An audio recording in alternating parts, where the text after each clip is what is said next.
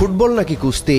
বিশ্ব মঞ্চের ফাইনালে আর্জেন্টিনার ফুটবলাররা কি আসলেই ফুটবল খেলতে নেমেছিলেন, নাকি প্রতিপক্ষকে আঘাত করার কোনো নোংরা মিশনে নেমেছিলেন?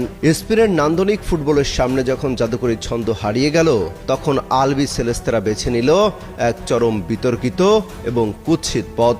25টি ফাউল, 6টি হলুদ কার্ড এবং একটি লাল কার্ড। বিশ্ব চ্যাম্পিয়নদের এমন লজ্জাজনক ও ধ্বংসাত্মক পারফরমেন্স এর আগে দেখেনি ফুটবল বিশ্ব। মাঠের শুরু থেকেই বোঝা যাচ্ছিল স্পেনের গতি আর পাসিংয়ের সামনে আর্জেন্টিনা সম্পূর্ণ দিশেহারা। স্প্যানিশ উইঙ্গারদের পা থেকে বল কাটতে না পেরে একের পর এক হিংস্র ফাউল করতে শুরু করে স্কালোনির শীর্ষরা।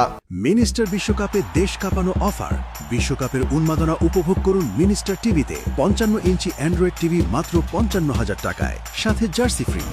পুরো ম্যাচ জুড়ে তারা রেকর্ড 25টি ফাউল করেছে। লিজান্ডো মার্টিনেজ থেকে শুরু করে রদ্রিগো দি পল বল পায়ে জাদুকরী স্কিল দেখানোর চেয়ে স্পেনের ফুটবলারদের পা ভেঙে দেওয়ার প্রবণতাই যেন বেশি ছিল আলবি সেলেস্তেদের ডিফেন্সে। সুন্দর ফুটবলের এই চরম অবমাননা বিশ্বজুড়ে কোটি কোটি ফুটবল প্রেমীকে হতাশ করেছে। আর্জেন্টিনার এই নোংরা কৌশলের শাস্তি দিতে রেফারিও কোনো কার্পণ্য করেননি। একের পর এক মোট 6টি হলুদ কার্ড দেখতে হয়েছে আর্জেন্টিনাকে। এমনকি ডাগআউটে দাঁড়িয়ে মাথা গরম করে হলুদ কার্ড খেয়েছেন খোদ কোচ লিওনেল স্কালোনিও। তবে লজ্জার চূড়ান্ত রূপ দেখা যায় ম্যাচের যোগ করার সময়ে।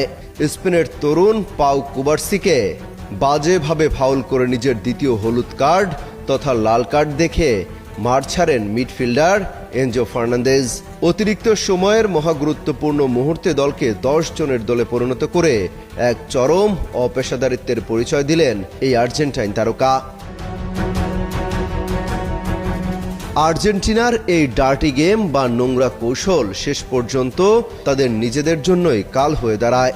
10 জনের দল নিয়ে স্পেনের সারাশি আক্রমণ সামলাতে গিয়ে অতিরিক্ত সময়ে আর টিকতে পারেনি তারা।